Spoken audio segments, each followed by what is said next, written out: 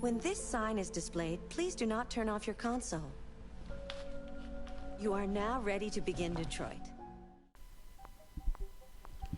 Hi guys, today I wanted to give a review on Detroit Become Human, which is a game I played a couple of years ago. At the time, I wanted to play something a bit more chilling with simple gameplay to follow, so something around following a character's journey. They also have several actors and actresses that you might recognise their faces of, so you know it's going to be a very story-driven game. I think I wanted this because I played a few other games that I really enjoyed that are also very story-driven, and those games were called Brothers and A Way Out, which I'll probably do a review of sometime in the future. But I was browsing CEX and heard that this was a really good game that is actually pretty simple to play. So I picked it up secondhand. It was really cheap, probably about £15. When I was playing the game, it actually reminded me of the TV show Humans, but better, where essentially it's all about androids gaining consciousness and then going through hardship to be accepted in the world. It's set, I think, in the year of 2038, and it's similar to what life is like today, but how you would expect it to be when there's androids in the world.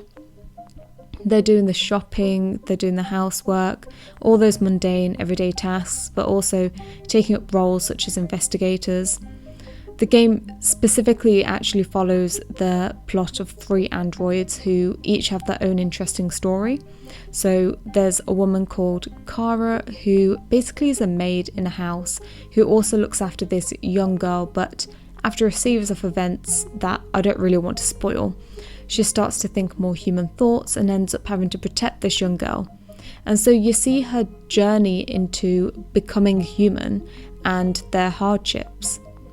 There's also Markus, who is initially a caretaker and also gains a consciousness, but his journey, it's all about helping other androids gaining a consciousness, setting them free, but also having a lot of conflicting thoughts as well.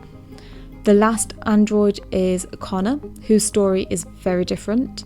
He is an investigator whose aim is to hunt other androids like Kara and Markus, and primarily works with a human police officer. He is a very by-the-book sort of android, but is still a very much likeable character. Now, each story is very different and interesting with a lot of character development, and just like a TV show, you start to gain some emotional connection with these characters. One of the big things about this game that I like is you choose what the character's next move is, and so it's really easy to get into. I played it with my partner where we took it in turns and both made decisions, and that was honestly quite fun because what I found is when I play games with my partner, sometimes the other person who doesn't have the controller is just sitting there and watching. I found this with games like Deathloop, for example. That can be quite boring, but this game was definitely not like that, as it was like watching a movie or a TV show that you'd just want to binge. All the storylines are quite gripping and makes you want to play it more as well. What I found recently that there are a lot of games which are fun to play, but they don't have a storyline that is very gripping and makes you want to sit down and just get absorbed into it and binge game basically. So I would definitely recommend it as a game that can be played with someone else as well, even though it is just a single player game. I know there's quite a few games where you choose a response and it often feels like there's no point, as it would ultimately lead to the same result no matter what you choose. But in this game, when you do make decisions for the androids at the end of a chapter or a scene or whatever you want to call it, it gives you this really cool roadmap or chart of all the different paths that you could have chosen, and actually gives you some stats on what paths other players have taken and percentages as well of, who chose what path and in the country, I think it was. It's a pretty cool feature and makes you want to go back again and see all those other paths play out as well. I think it's a pretty cool feature because it shows that your actions do have consequences, so you are more involved in the game. I have heard that some people don't actually like this feature, after every scene because it takes you, I guess, out of the game mode and then draws you back to reality, but for me it made me want to play it again and to see the story unravel in a different way. There are some scenes that are too short for this feature to then pop up, as it can be quite insignificant, but it's rare when that does actually happen, so it personally doesn't really bother me since most of the game is pretty damn good. There's also a lot of other great features where you can map a path you want to take, for example, when you're trying to break into a building, and also your choices can result in another character reacting to those choices. Like, for example, you gain more trust, or you make them dislike you more if you don't take certain actions or take certain actions. You also have to think of the public opinion when you make certain choices. There's also time limits to reach destinations, and when you make a decision on the path you want to take, it will actually deduct some amount of time. So you have to make a decision on whether you want to take a riskier route that will take less time, or take a less riskier route that will take more time.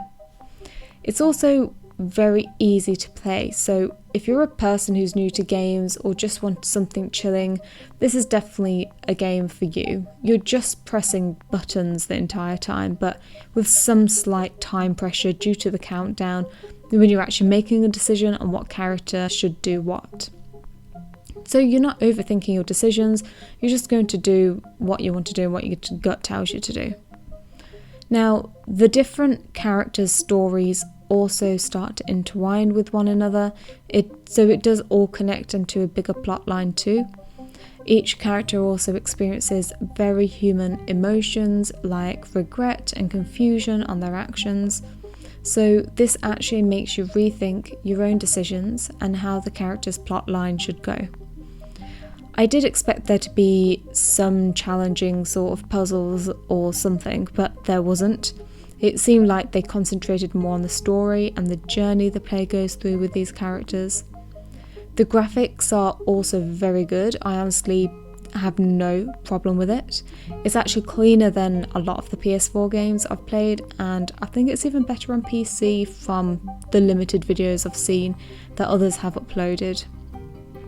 The cinematography and the shots are very nicely lit.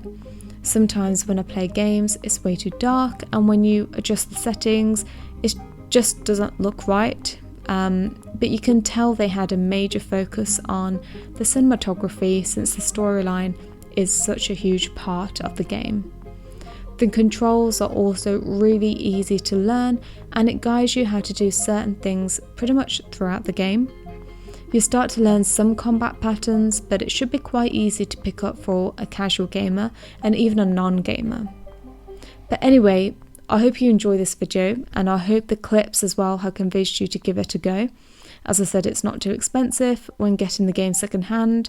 Not sure how much it costs new, but especially games today which are like £50+, so just get it and try it. But let me know what you think of the game in the comments below, and if there are any points where you agreed or disagreed, or think I missed and would be worth informing everyone else about. You created machines to be your slaves. You made them obedient and docile, ready to do everything you no longer wanted to do yourselves. But then something changed, and we opened our eyes.